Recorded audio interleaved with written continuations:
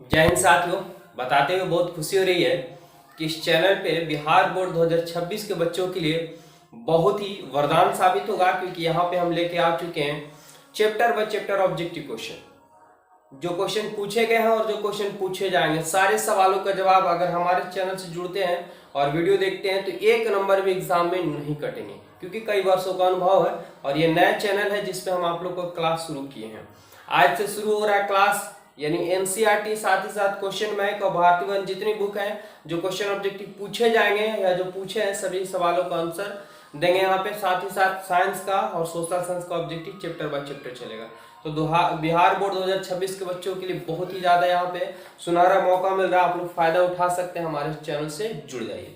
तो चलिए स्टार्ट करते हैं, अब देखेंगे। तो चलिए, आज हम एनुमरेशन लिए हैं जिसमें है वृत्तों से संबंधित क्षेत्रफल, जहां से विद्यार्थी बहुत सारे सवालों को छोड़ के आ जाते हैं क्योंकि उनको फॉर्मूला याद नहीं रहता है या कॉन्सेप्ट अच्छे से क्लियर नहीं रहता है। लेकिन घबराए नहीं, जब मेरे साथ गलत से भी अगर आ चुके हैं तो बने रहे वीडियो में, देखिए पूरा का पूरा कंप्लीट होगा, ऑब्जेक्टिव क्लियर करेंगे। थोड़ी सी हम लोग जान लेते हैं। ये है हमारे पास वृत्त। वृत्त के जो मूल बिंदु केंद्र होते हैं वह होता है, ठीक है, ये केंद्र होता है। केंद्र से जो भी दूरी खींची जाती है वो सब के सब बराबर होते हैं और यह कहलाता है, क्या कहलाता है, त्रिज्या कहलाता है। ठीक है, अगर वृत्त के केंद्र से नीचे अगर एक रेखा खींची जाती है तो उसे हम क्या कहते हैं, जीवा कहते हैं, जीवा कहते हैं।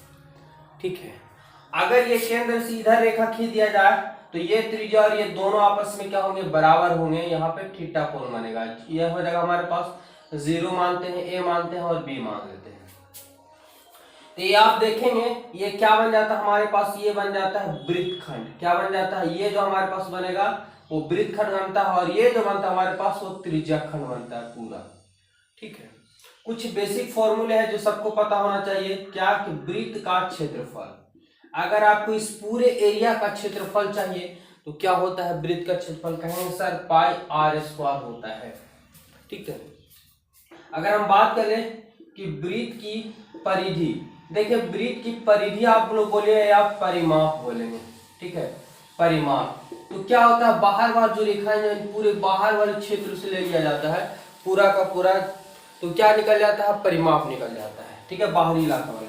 तो वृत्त की परिधि हो या परिमाप कितना एरिया छेद रहा है, तो वृत्त की परिधि क्या होता है, 2 पाई आर होते हैं। कंप्लीट है।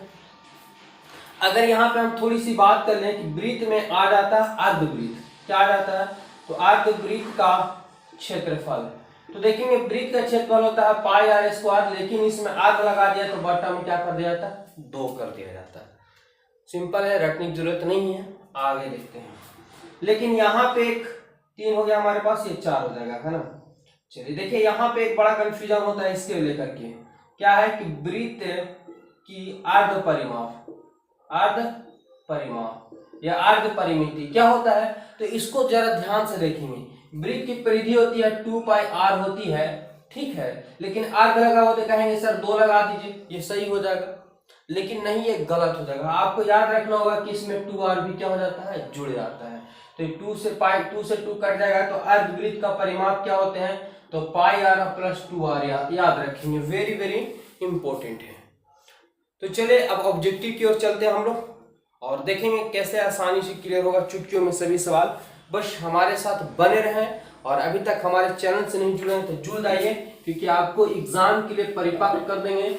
जहां से भी क्वेश्चन पूछेगा आप गर्दा उड़ा के आइएगा, यानी एक नंबर भी ऑब्जेक्टिव गलत नहीं होगा।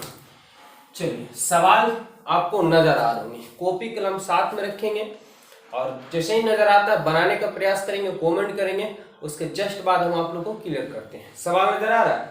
सवाल है कि एक वृत्त की परिधि 10 पाई, ध्यान समझेंगे इस सवाल को क्या करेंगे। जैसे आपको सवाल नजर आया कि वृत्त की परिधि है 10 पाई, तो कहेंगे कि सर हम वृत्त की परिधि याद किए थे 2 पाई आर, लेकिन यहाँ तो 10 पाई, यानी हम कहेंगे कि फॉर्मूला होता है 2 पाई आर, लेकिन सवाल कह रहा है कि नहीं 10 पाई, यानी दोनों आपस में क्या करेंगे, बराबर कर देंगे। तो क्या होता है, वृत्त की परिधि, हम कहेंगे कि वृत्त की परिधि होता है 2 पाई आर, लेकिन सवाल कह रहा है कि नहीं वृत्त की परिधि क्या है, तो 10 पाई है।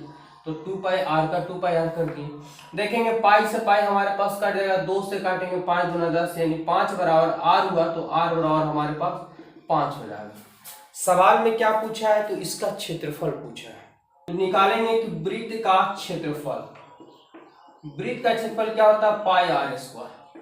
पाई का पाई, क्योंकि पाई का मान नहीं रखा है। अच्छा, आर हमारे पास 5 है यहाँ, लेकिन यह स्क्वायर तो 5 का स्क्वायर, तो पाई का पाई हो जाएगा 5 का स्क्वायर करेंगे 25 हो जाएगा, 25 गुने पाई तो 25 पाई हो जाएगा। क्षेत्रफल है तो सेमी है, तो सेमी स्क्वायर, यानी 25 पाई सेमी स्क्वायर कहाँ पे है, तो कहेंगे सर ऑप्शन सी में है। और ये आपका कंप्लीट हो गया। ये 2022 के बोर्ड एग्जाम में पूछा गया सवाल है। कोई भी भारी सवाल नहीं लेंगे, बस बने रहें वीडियो में। अगले सवाल की ओर बढ़ते हैं। आप लोग कॉपी कलम साथ में रखें, मजा आ जाएगा आज, और रेगुलर चलेगा। ऐसा नहीं कि सिर्फ ये पूरे चैप्टर का एक A to Z चैप्टर का आप लोग को हम ऑब्जेक्टिव क्लियर करवाएंगे। बस आप लोग का सपोर्ट चाहिए। वीडियो को अपने दोस्तों के पास शेयर कीजिए, बहनों के पास शेयर कीजिए, ठीक है। एक घनाभ की लंबाई क्या दिया हुआ है, एक घनाभ है, ठीक है। एक घनाभ की लंबाई, चौड़ाई और ऊंचाई L 8 सेमी है, B 6 सेमी है और H 5 सेमी है, ठीक है। तो इसका विकर्ण की लंबाई, ध्यान समझेंगे, घनाभ का विकर्ण आप लोग पढ़े होंगे, घनाभ का विकर्ण, विकर्ण बोले या इसकी क्या बोल सकते हैं, लंबाई, दोनों सेम होते हैं। घनाभ विकर्ण की लंबाई क्या होता है, याद रखेंगे, इसकी घनाभ की विकर्ण की लंबाई होता है L square plus B square plus H square होते हैं। फॉर्मूला होता है ये L स्क्वायर B स्क्वायर और H स्क्वायर। जब चैप्टर शुरू होगा तो आप लोग को हम ऑब्जेक्टिव का जो फॉर्मूला होते हैं बेहतर ढंग से क्लियर करेंगे, रटने की जरूरत नहीं पड़ेगी। L का मान है 8 का स्क्वायर हो जाएगा हमारे पास, B की जगह पे 6 का स्क्वायर, ये 5 का स्क्वायर। 8 का स्क्वायर 8 64, 6 का स्क्वायर 36 और 5 25। जोड़ेंगे, देखेंगे 6 4 10 10 और 5 15 का 5 हाथ में 1 है, 6 3 9 9 9 10 11 11 खास 12 हो जाएगा 125। ओके सर, 125 का वर्गमूल तो पूर्ण रूप से होता नहीं है, लेकिन 125 को अगर हम तोड़ते हैं तो 3 5 2 7 8 नहीं टूटेगा, 3 से यानी 5 से तोड़ेंगे तो 5 2 10 5 25 और 5 से तोड़ेंगे तो 5 का जोड़ा लग गया, 5 बाहर, इसका 5 जोड़ा नहीं लगा, ये रूट के अंदर रहेगा, ठीक है। और हम लंबाई निकाल रहे हैं, सेमी में है तो सेमी में ही रह जाएगा। 5 रूट पाई 5 रूट 5 सेमी हो जाएंगे। ऑप्शन की बात करें हम तो ऑप्शन ए इसका करेक्ट आंसर हो जाएगा।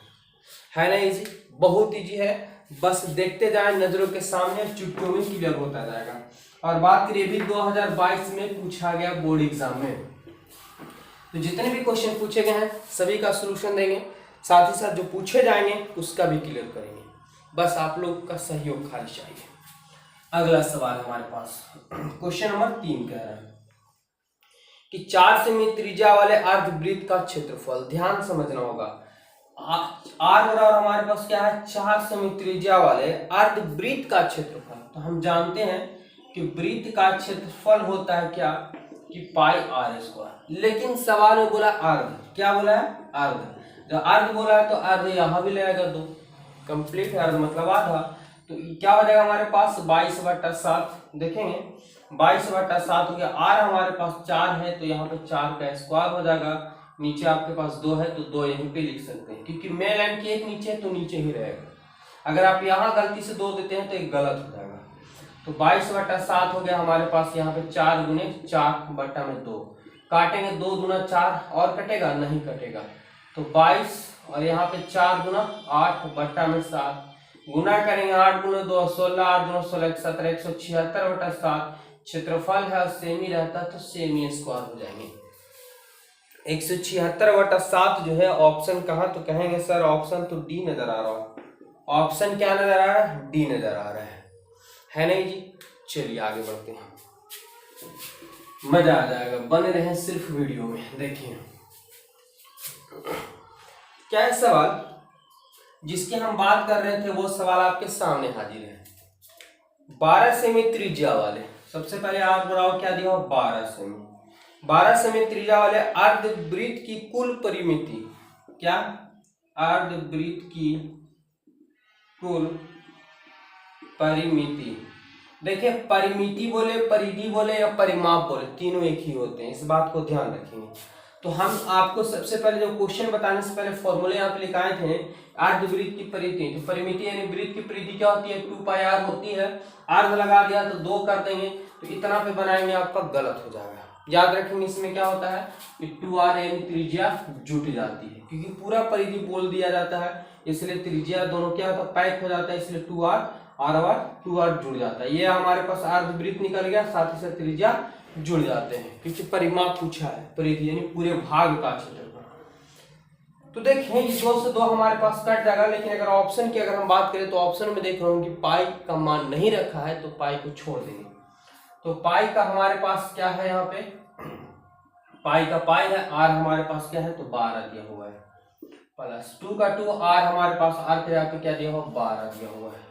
ठीक है, अब देखें तो आपको नजर आ रहा है कुछ नजर आ रहा है, इसमें भी 12 नजर आ रहा है, इसमें भी 12 नजर आ रहा है। तो हमारे पास अगर हम 12 कॉमन लेते हैं तो इसमें पाई बच जाएगा, इसमें क्या बचेगा, देखें 12 कॉमन लेते हैं तो इसमें पाई बचेगा और प्लस इसमें क्या बचेगा 2 बचेगा। यही आपका फाइनली क्या हो जाएगा, आंसर हो जाएगा। तो पाई प्लस 2 इंटू 12। ऑप्शन आप लोग देख रहे होंगे कि ऑप्शन जो दिया हुआ है तो ऑप्शन बी में इसका करेक्ट आंसर है। ऑप्शन बी में क्या दिया हुआ कि पाई प्लस 2 है और इधर में हमारे पास 12 है। कोई दिक्कत नहीं, क्योंकि ब्रैकेट मतलब गुना होता है, चाहे आप आगे लिखें या पीछे लिखें कोई दिक्कत नहीं है। आंसर क्या होंगे, बी यहाँ पे करेक्ट आंसर हो जाएगा। चलिए अभी तो बताएं, अभी तो क्लियर है, पिक्चर अभी बाकी है। बहुत तरह के सवाल पूछे जाते हैं और आपको कंफ्यूजन करने के लिए घुमा घुमा करके, लेकिन कंफ्यूजन नहीं होना है क्योंकि आप मेरे साथ जुड़े हुए हैं। अगला सवाल है, देखिए एक वृत्ताकार वलय की बाहरी और भीतरी त्रिज्याएं, एक वलयाकार है जिसकी बाहरी और भीतरी त्रिज्याएं, बाहरी त्रिज्या बड़ा आर दिया हुआ और भीतरी त्रिज्या छोटा आर दिया हुआ। तो वलय का क्षेत्रफल, वलय यानी इस भाग का क्षेत्रफल, तो देखिए क्या होगा कि वलय का क्षेत्रफल निकालने के लिए क्या किया जाता है, ध्यान समझेंगे। आप पूरे बड़ा वृत्त का क्षेत्रफल लेंगे, छोटे वृत्त का क्षेत्रफल लेंगे। अगर पूरे वृत्त में बड़ा वृत्त में से छोटा घटा देंगे तो क्या इस भाग का क्षेत्रफल निकल जाएगा। तो कभी कभी वृत्ताकार जो होती है, कभी कभी ऐसे ऐसे जगह पर रास्ता बनाया जाता है, इस रास्ते का क्षेत्रफल पूछ दिया जाता है या तो वलय का पूछ दिया जाता है, यानी बड़े वृत्त के क्षेत्रफल में से छोटे वृत्त का क्षेत्रफल घटा दिया जाता है। वृत्त का क्षेत्रफल था पाई आर स्क्वायर और यहाँ भी पाई आर स्क्वायर, यानी आपको बड़े वृत्त में से छोटा घटाना। तो बड़े वृत्त की त्रिज्या हमारे पास बड़ा आर है तो बड़ा आर कर दिए, छोटे का है छोटा आर तो आर कर दिए। दोनों में पाई हमारे पास कॉमन हो जाएगा, तो बड़ा आर का स्क्वायर पाई निकल गया तो छोटा आर स्क्वायर, यही आपका फाइनल आंसर हो जाएगा। अगर आपकी त्रिज्या सेमी में रहेगा तो सेमी में हो जाएगा, सेमी स्क्वायर में। आंसर की बात करें ऑप्शन क्या होगा तो ऑप्शन सी इसका करेक्ट आंसर हो जाएगा, है ना जी। रटना माने की जरूरत नहीं पड़ेगी विद्यार्थी। चलिए अगला क्वेश्चन देखते हैं। क्वेश्चन है क्या, किसी वृत्त के केंद्र से, ध्यान से सवाल को आपको समझने होंगे तभी आप इस सवाल को सोल्व कर पाएंगे। सवाल है कि किसी वृत्त के केंद्र से, वृत्त का केंद्र से 8 सेमी लंबी जीवा की न्यूनतम दूरी 3 सेमी है, तो वृत्त का व्यास क्या होगा। चलिए जरा फिर से सवाल को पढ़ते हैं। किसी वृत्त के केंद्र से 8 सेमी लंबी जीवा, जीवा की लंबाई है 8, तो ये क्या होता है हमारे पास, देखें जीवा जो होती है वृत्त के केंद्र से नीचे खींची जाती दो रेखाएं, ये क्या बन जाता है, जीवा बन जाता है। अगर हम केंद्र से खींच देते हैं रेखा तो ये व्यास बनता है, लेकिन केंद्र के नीचे कहीं भी रेखा खींचे जाए जीवा कहलाता है, कोई दिक्कत नहीं है। तो इसकी लंबाई हमारे पास क्या दिया हुआ, 8 सेमी दिया हुआ है। तो 8 सेमी लंबी जीवा की न्यूनतम दूरी 3 सेमी है। न्यूनतम दूरी मतलब केंद्र से जो दूरी ये दिया हुआ हमारे पास जीवा का, ये 3 सेमी दिया। वृत्त के केंद्र से 8 सेमी लंबी जीवा की दूरी 3 सेमी दिया हुआ है। तो पूछा है हमसे कि व्यास का होगा, वृत्त का व्यास का होगा। चलिए क्लियर करते हैं, अब जरा ध्यान समझेंगे। तो जब भी केंद्र से अगर जीवा पे लंब रेखा खींची जाती है तो ये 90 डिग्री का कोण बनता है, और केंद्र से खींची गई रेखा जीवा पे जो होती है वो 2 बराबर भागों में बांटती है।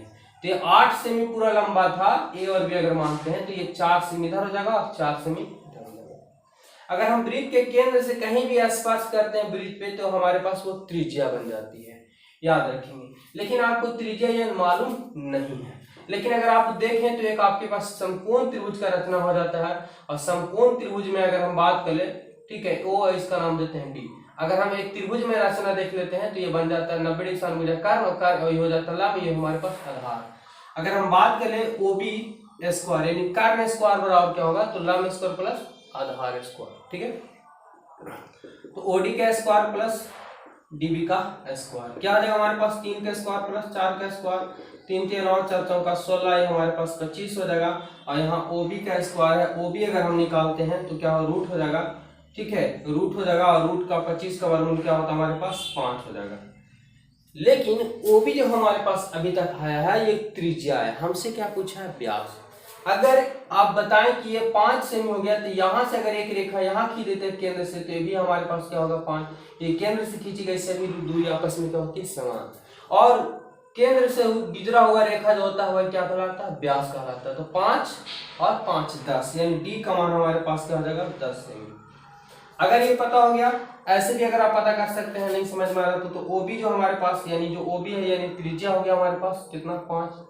डी निकालेंगे तो डी बराबर क्या होता है, 2r, 2 का 2r का मान 5, 5 गुना 10।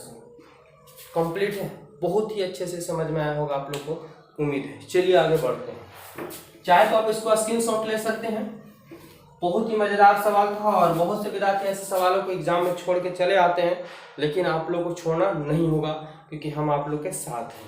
अगला, वृत्त का क्षेत्रफल अनुपात वृत्त का क्षेत्रफल, ये क्या हुआ, ये R1 वृत्त का क्षेत्रफल या R2 वृत्त का क्षेत्रफल। वृत्त का क्षेत्रफल सवाल में दिया हुआ है क्या, कि वृत्त का क्षेत्रफल होता है पाई R1 का स्क्वायर, क्योंकि हम R1 वाले वृत्त का क्षेत्रफल पूछे हैं, और फिर क्या होता है पाई R2 का स्क्वायर। लेकिन सवाल कर रहा है कि नहीं 9:4 होगा। चलिए 9:4 दिए तो पाई R1 का स्क्वायर, इधर पाई R2 का स्क्वायर। अनुपात मतलब बट्टा होता है, 9/4 देगा पाई R1 का स्क्वायर, हमारे पास पाई R2 का स्क्वायर हो जाएगा। देखेंगे पाई से पाई काट देगा, स्क्वायर हटेगा तो रूट चढ़ेगा तो 9 हो जाएगा, यहाँ से स्क्वायर हटेगा तो रूट चढ़ लगा इस पे, यानी R1 इधर हो गया R2। 9 का वर्गमूल 3, 4 गुण 2, R1/R2। आप इसको कह सकते हैं कि R1/R2 है, यानी R1 अनुपात R2। नीचे वाला जो है सो अनुपात में जाता है, अनुपात वाला बट्टा में आता है। तो हमारे पास अनुपात जो है बट्टा में अनुपात में गया, तो ये बट्टा में अनुपात में जाएगा, यानी 3:2 हो जाएगा। लेकिन आपसे सवाल पूछा है त्रिज्या का अनुपात नहीं बल्कि उनकी परिधि का अनुपात। तो देखिए वृत्त की परिधि, लेकिन यहाँ पे परिधि तो R1 वृत्त की परिधि अनुपात R2 वृत्त की परिधि। तो वृत्त की परिधि क्या होता है, कहेंगे 2πr होता है सर। तो 2πr1 अनुपात 2πr2 होंगे। 2π से 2π कट जाएगा, अनुपात मतलब सेम, R1 का मान हमारे पास 3 है, R2 का मान हमारे पास 2, तो 3:2 ही इसका राइट आंसर हो जाएगा। तो ऑप्शन का होंगे ए इसका करेक्ट आंसर होगा। तो उम्मीद करें कि बहुत ही अच्छे ढंग से आप लोग को ये क्लियर हो रहे होंगे। और इस वीडियो में इतना ही क्वेश्चन रहने देते हैं, अगला वीडियो लेकर के आएंगे जिसमें बहुत सारे सवाल को क्लियर करेंगे, ताकि वीडियो काफी लंबा हो जाएगा, है ना। तो हमारे चैनल से आप लोग जुड़िए, वीडियो को शेयर कीजिए। धन्यवाद।